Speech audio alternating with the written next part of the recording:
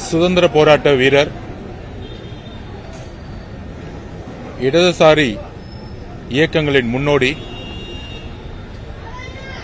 தோழர் கேரளாவில் எப்படி நம்பூதிரிபாடு அவர்கள் ஒரு அரசை உருவாக்கினாரோ அதே காலகட்டங்களிலிருந்து இடதுசாரி சிந்தனைகளில் தன்னுடைய 18 வயதில் கம்யூனிஸ்ட் இயக்கத்தில் இணைத்துக் கொண்டவர்.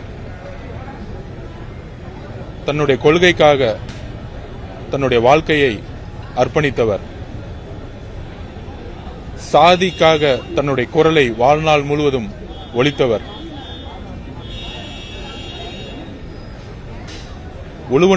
உழுபவனுக்கே நிலம் என்கின்ற கோஷத்துடன் தன்னுடைய அரசியல் வாழ்க்கையை துவங்கி கிட்டத்தட்ட ஒரு 7 வருஷம் சிறையிலே இருந்தவர். எந்தவிதமான அடக்குமுறைக்கும் அஞ்சாமல் ஆதிக்கத்திற்கு எதிராக குரல் கொடுத்தவர். 1990களில் சாதி கலவரங்கள் ஏற்பட்ட பொழுது தன்னுடைய மாமனாரை இழந்தாலும் இரு சமூகங்களுக்கும் ஒற்றுமை நிலவ அரும்பாடுபட்டவர். தன்னுடைய பிறந்தநாள் அன்னைக்கு 1 கோடி ரூபாய் இடதுசாரி தோழர்கள் கொடுத்த போதும் கட்சிக்காக கொடுத்தவர். ஏன் தமிழக அரசு விருது வழங்கி 10 லட்சம் ரூபாய் கொடுத்தா கூட முதலமைச்சருடைய நிவாரண நிதிக்கு திருப்பியும் வந்து அளித்தவர்.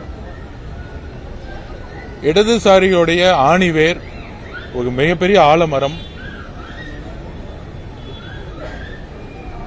தமிழ்நாட்டின் கிட்டத்தட்ட இவருடைய அர்ப்பணிப்பு, இவருடைய எளிமை, இவருடைய நேர்மை இனி வரும் காலங்களில் அரசியலில், குறிப்பாக அரசியலில் நுழைபவர்களுக்கு எப்பொழுதும் ஒரு சரித்திரம், எப்பொழுதும் ஒரு முன்மாதிரி.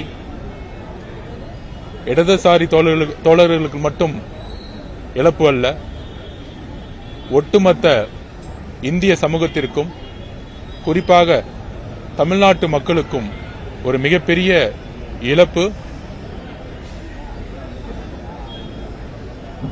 அவருக்கு வீர வணக்கத்தை தெரிவித்து அவருடைய ஆத்மா சாந்தி அடைய தமிழக வெற்றி கழகத்தின் சார்பாக எங்களுடைய அஞ்சலியை நாங்கள் பணிவுடன் செலுத்துகிறோம். நன்றி.